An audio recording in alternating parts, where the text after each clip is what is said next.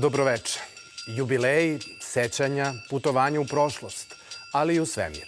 Neke su od tema večerašnjeg kulturnog dnevnika. Ja sam Vladimir Petrović i sadržaj emisije izdvajamo. Glumačke svečanosti Milivoje Živanović 30. put u Požarevcu. Film Projekat Očajnički pokušaj obara rekorde gledanosti. Vodimo vas u London na interaktivnu izložbu posvećenu Kleopatri. O narednoj 6. epizodi serijala Sveto kraljevstvo razgovaramo sa istoričarem Nebojšom Porčićem. Zgrada Narodne biblioteke na Kosančićevom vencu izgorela je u aprilskom bombardovanju Beograda na današnji dan 1941. godine, kada su trajno uništena i brojna vredna dokumenta, knjige i spisi.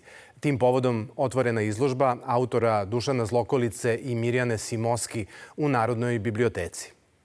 Izložba 85 godina od bombardovanja zgrade Narodne biblioteke na Kosančićevom vencu tematski i hronološki obuhvata 3-6 aprila koja su obeležila istorijat ove ustanove, od kojih je prvi bio slučajan. 6. april 1921. godine, dan kada je podneta inicijativa za kupovinu prve zgrade Narodne biblioteke. Tačno 20 godina kasnije, u vazdušnom napadu, na samom početku Drugog svjetskog rata na teritoriji tadašnje Kraljevine Jugoslavije, Narodna biblioteka je gađana zapaljivim bombama i spaljena do temelja. 6. april, o kome govorimo, 1973. godine, predstavlja datum koji je namerno izabran da se na taj način obeleži stradanje Narodne biblioteke nečim pozitivnim, a to je svečano otvaranje zgrade Narodne biblioteke na Vračarskom platovu u kojoj se izložba danas nalazi. U okviru postavke po prvi put su izloženi rezultati i nalazi istraživanja sprovedenog na Kosančićevom vencu 30 godina nakon oslobođenja Beograda.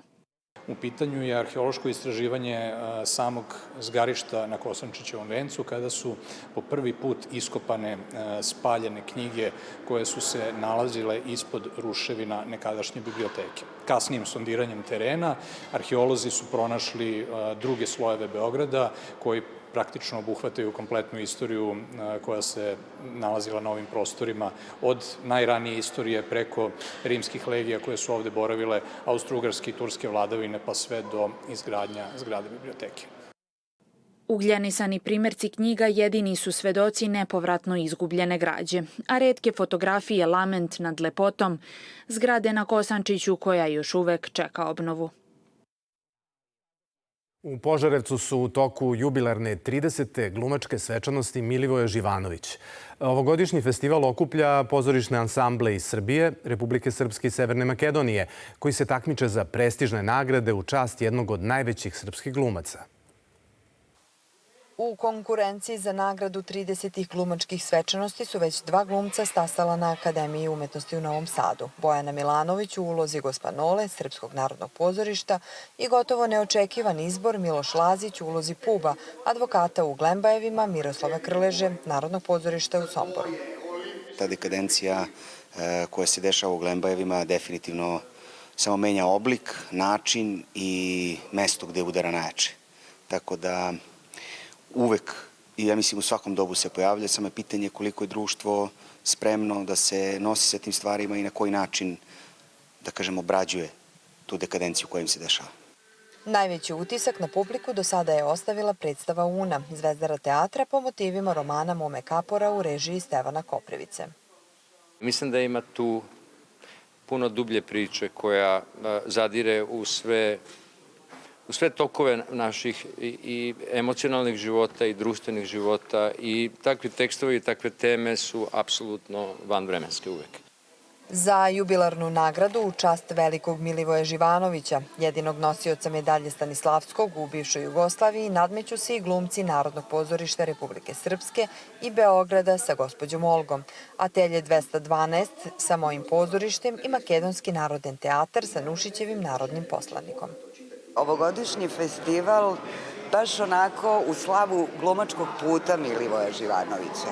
Jer on je sam rekao, moje glumačko-umetničko detinjstvo je Novi Sad, moja mladost je Skoplje, a moje zrelo umetničko doba je Beograd. U čast pobednika u četvrtak, 9. aprila, nastupit će Narodno pozorište u Beogradu sa Molijerovim Uobraženim bolesnikom. Olivera Basta je 2 decenije prisutna na umetničkoj sceni, a svojim kontinuiranim radom izgradila je ubedljiv umetnički izraz. U galeriji grafičkog kolektiva otvorena je izložba grafika kao vreme i kao trag, koje je umetnica izradila na ručno rađenom papiru. Dobitnica nagrada grafičkog kolektiva Mali pečat i Veliki pečat Olivera Basta predstavlja ovog puta stilizovane radove, čije su polazište seme, list kapljice ili plod šljive. Temu plodnosti rađenja i promjena životnih ciklusa sagledava kroz ličnu i univerzalnu priču. Tako preispituje poreklo i svoje mesto na umetničkoj sceni Republike Srpske i u regionu. Volim prirodu, proučavam istoriju umjetnosti, našu mitologiju, naše običaje, religiju, tradiciju i na taj način te neke priče koje su se desile ili na neki način ja ih kroz svoj filter u glavi pustim i prenesem kao takve na papir. Motive viđene u prirodi svodi na svoju meru. Odbacuje suvišne detalje i gradi svedene forme. Ručno rađeni papir sa tragovima prošlosti i postupka stvaranja doprinosi jedinstvenom izgledu grafika otisnutih tehnikom visoke štampe. Materijal postaje nosilac i prenosilac ličnog i doživljaja. Volim slikarstvo, volim skulpturu, volim grafiku i negdje ovu grafiku svoju posmatram kao sliku objekat. Jeste to grafika, grafički list.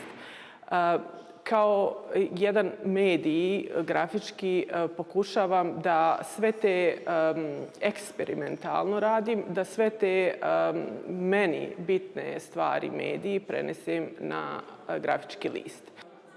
Olivera Basta je na Akademiji umetnosti u Banja Luci završila studije slikarstva i grafike. Otuda njeno posebno interesovanje za istraživanje likovnosti u oblasti grafike.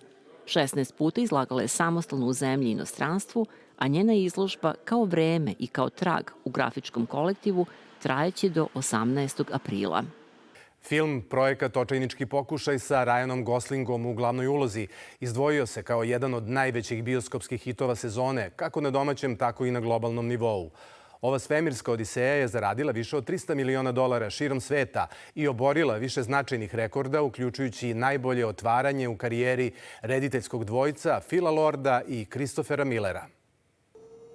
Sunce gubi energiju, a zemlji preti ledena budućnost. Zadatak da od globalne katastrofe spasi čovečanstvo pripada profesoru prirodnih nauka Rylandu Graceu. Trenutak kada se iznenada budi sam na svemirskom brodu, bez sećanja kako je tamo dospeo, početak je priče zasnovane na romanu Andyja Weira, autora poznatog Marsovca.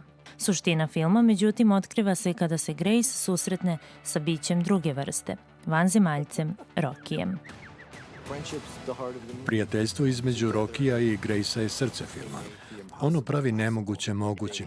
Oni imaju veoma jedinstven način na koji pronalaze humor i čine ga bliskim svakome. Iako ne govore istim jezikom, dva bića pronalaze način da komuniciraju. Njihovo razumevanje oslanja se na gest i intuiciju. Priča tako postaje više od borbe za opstanak i pokazuje da prijateljstvo prevazilazi sve razlike, čak i granice svetova. Priče o prijateljstvu su nam atraktivne jer ih mi živimo svakog dana. Naš doprinos filmu proizilazi iz razgovora koji vodimo međusobno i na kraju stvara nešto na šta nijedan od nas na početku ne bi mogao ni da zamisli. Korišćenje lutkarstva pomože da poverujete u Rokija. Naš tim je odmah zaronio u to, dajući mu mnogo realizma i mnogo detalja. Uz Ryana Goslinga na čelu naučne misije koja spašava planetu našla se i nemačka glumica Sandra Hiller. Žanar naučne fantastike u blockbusteru Očajnički pokušaj nadograđen je idejom u kojoj je svemir prostor susreta i istraživanja ljudskih emocija. I tamo gde se udaljenost meri svetlosnim godinama, moguće je izgraditi bliskost koja pomera čak i domete nauke.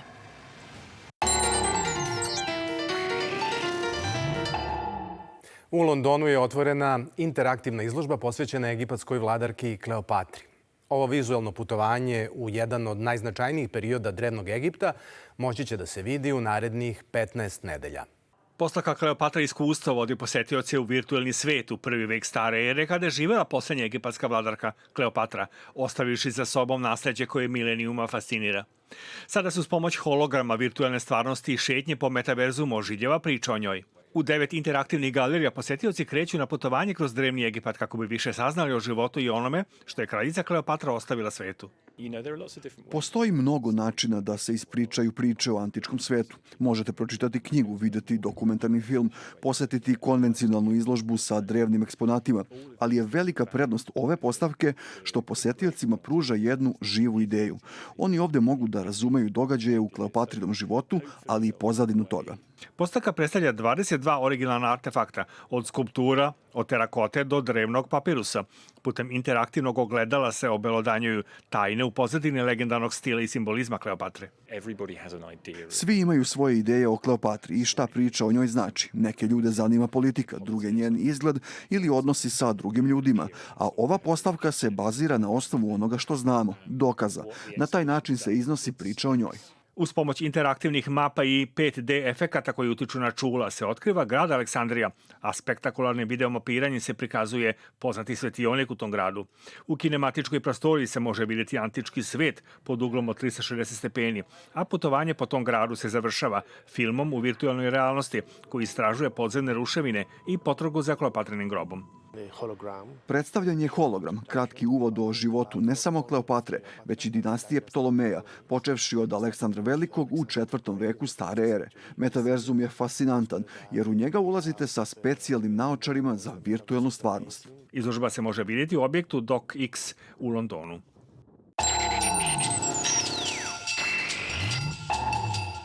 Kralj Uroš Veliki, intrige, sukobi i dolazak mongolske zlatne horde. U centru su sledeće 6. epizode serije Sveto kraljevstvo, koja će se emitovati sutra od 14 časova 10 minuta na našem prvom programu.